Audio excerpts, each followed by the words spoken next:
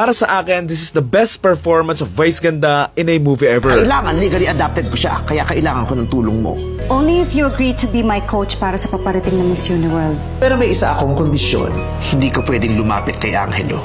Ito na yung muling pagkakataon ko para makilala ko yung anak ko. Di ba nag-usap na tayo? Ang kapal talaga ng mukha mo. Ako pa rin ang tunay niyang nanay. 9 na buwan mo lang siyang dinala sa sinapupunan mo. Pero 10 taon ko na siyang inaaruga araw-araw. Hindi ako manganganak dahil hindi ako babae. Pero nanay ako! Tungkol ito kay Twinkle na isang magaling na pageant coach na magiging nanay matapos nga siyang mag-ampon ng isang batang lalaki. Lumaki ito at napamahal nga sa kanya pero dito nga siya magkakaproblema nang bumalik ang tunay na nanay nito. Kukunin kasi siya nito bilang coach nga sa isang pageant kung saan ang magiging kapalit ay yung bata nga mismo. Ngayong magkakasama na nga sila, dito na nga unti-unting mapapalapit yung bata sa tunay nga niyang nanay kung saan dito nga sila magkakaaway-away sa kung kanino nga ba dapat mapunta yung batang ito. Title ng movie, Call Me Mother. Yes, ito na siguro yung best performance ni Vice bilang actor nga sa isang movie na sobrang nagustuhan ko nga yung actingan niya dito na mas nagustuhan ko pa nga sa acting niya kaysa sa Breadwinner eh. Yung scene na pinag-aagawan nga nila yung bata kasi nga itatakas nga ni Vice, yung scene nga sa ospital na nag-uusap nga si Vice at si Nadine, and syempre, yung scene nga na nilet go na nga ni Vice yung bata at binigay na nga niya doon sa tunay nitong nanay. Performance niya dito, naramdaman ko nga yung lungkot at pangungulila na mahirap nga ma-portray kung i-acting mo lang eh. So nagawa naman nga yun ni Vice and sobrang kudos nga sa kanya. Don't get me wrong, I love yung mga comedy films na dati pero I would like na makita pa nga siya in more dramatic and more serious roles kasi maibubuga din naman talaga siya eh. What I like here more than Breadwinner is that mas nabalanse nga nila yung comedy and drama na mas less yung mga awkward na random jokes na sinisingit nga nila sa mga serious moments. Yes, may mga jokes na hindi nga naglaland and awkward nga yung placement pero iilan lang naman yon kasi kung papanoorin mo naman parang natural pa din naman yung mga joke nila na pwede mo ring masabi sa totoong buhay eh. For me, nakwento naman nila na malinaw yung premise and medyo okay din naman yung pag-explore nga nila sa conflict nga katulad ng ganito. Kanino ba dapat mapunta yung isang bata? Doon ba sa nagpalaki at nag-alaga ba dito? Or sa tunay nitong kadugo na inabando na nga siya?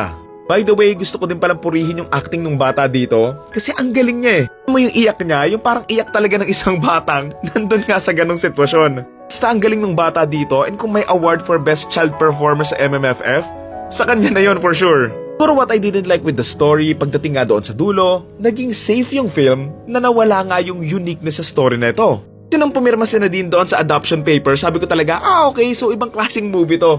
Kasi for sure, sa ganitong klaseng movie, i-explore nila yung agawan sa bata eh. So akala ko hindi ko na yun makikita dito, pero ayun nga, in the end, ganun pa din naman yung ginawa nila na naging sobrang predictable nga lang.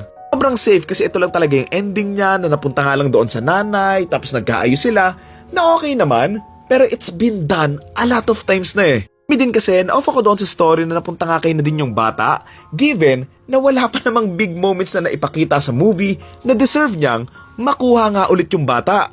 Iban sa gusto nga nung batang makilala nga yung nanay niya, wala namang masyadong important moments na dapat sa kanya mapunta yung bata eh.